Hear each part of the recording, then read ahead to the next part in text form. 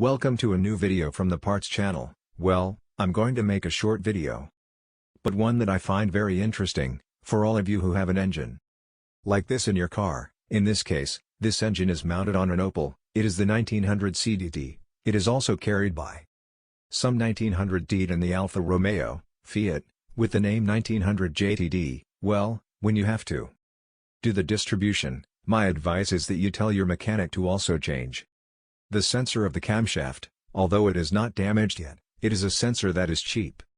The problem is changing it, because it takes a lot of dismantling. This is the sensor connector. There is the cable, and the problem is that the sensor, under that cover.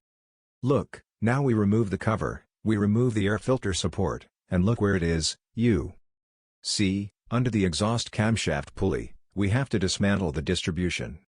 And we have to remove that pulley, and that takes a lot of work. Apart from the covers and the air filter support, you also have to remove the engine support. That's why I say, this takes a lot of work. It's like doing the distribution to the engine. So, when you do the distribution, you tell your mechanic to change it, because if you don't change it, at a certain point it will end up failing, and the sensor, as I say, is cheap.